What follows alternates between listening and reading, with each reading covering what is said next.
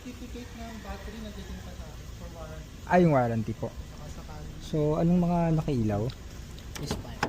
Misfire. 73,000 mileage. Ha? Ilang cylinder? 1, 2, 3. Oh, Tama pa tayo ba? Pero 1, 2, 3. 1, 2, 3. ABS. Random misfire. Blinking. Tatlo sir. 1, 2, 3. O, tama tayo parehas. 1 tsaka 2. Kaso, Misfire. So, isa lang yung gumagana sa inyo sir. pakita mo guys. Ito sir. Ano yan sir? Siguro yung kinabit na spark plug, baka It's either hindi siya Ford or mga NGK, ganun. ay! Ipang motor din kuya. So guys, 2014 na Ford Fiesta, automatic transmission trend. First owner sila sir. Dami lang kotse. Na-park lang to dito sa labas. Madali yun to actually. So, alaga yung unit, battery bago, mga reservoir. Kaso misfire, kakapalit lang daw nila ng spark plug. Kaso baka fake. Ito yung ABS sir. Ito yung motor. So, sira mo sir. Buo. So, yung buo. Baka nalobat siguro before. Ito yung misfire. So, misfire detected in cylinder 1, cylinder 3, and cylinder 2. So, random misfire. Ang ganda oh. Alaga yung unit. So, tingnan natin kung mauuwi. Kaya para siyang pumupugak. Yung tires, palit tayo ng tires. Yung sa harap bago, dalawa. Sa likod, palit tayo. Sa paint, napakaganda. Alaga yung unit. Dati nasa loob doon nakapark to. Kasi nagkaroon din sila ng bagong cool ray. Kaya, inano nila ito, dito na sa labas nakapark. Ayan, same sa dala natin.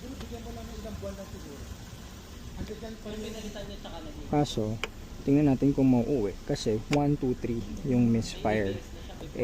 Kapag tatlo kasi mahirap yun. Actually, dalawa nga lang mahirap na eh. So kapag tatlo, medyo alanganin. So let's see. Check muna natin.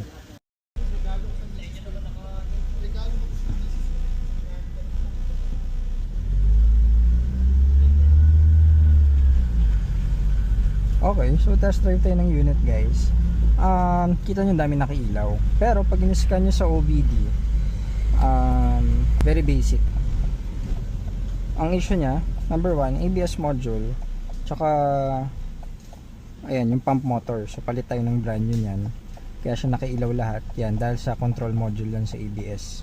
So, basic, madali lang naman yan. Tapos, kaya siya nagche-check engine and kanina is blinking. Dahil sa misfire 1, 2, 3. So nagpalit si sir ng spark plug. Yan, tingnan nyo. Hindi ko alam kung basa sa video. Nagpalit si sir ng spark plug. Recent lang guys. Kasi alaga nila yung kotse. Battery nga daw brand new. Pati yung mga reservoir tank. So ang hinala namin is substandard yung pinalit na spark plugs. Kaya siya tatlo agad. Isipin nyo, bago yung kinabit. I mean kakapalit lang.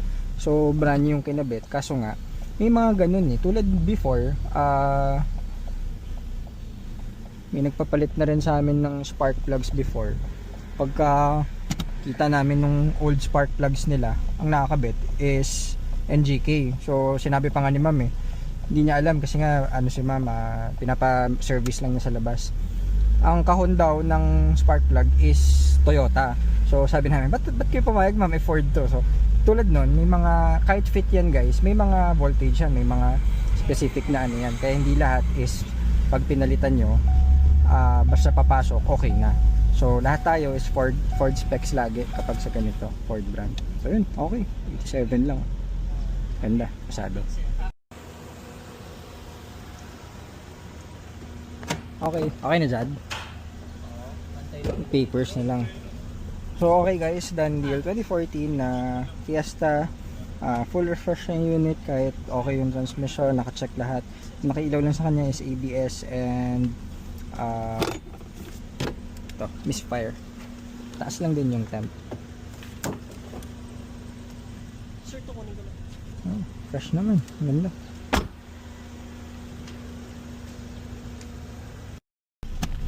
Okay, so pasado to. Naglolo ko lang yung sa RPM nya kasi nga dahil doon sa misfire. Shifting okay naman. Pero syempre SOP natin pagdating sa shop, babata yung transmission, tsaka check natin yung mga cooling system kasi before daw na tumaas daw yung temp nito. Pero base dito 89 lang naman, which is medyo mataas nga. So yun, okay to, pasado.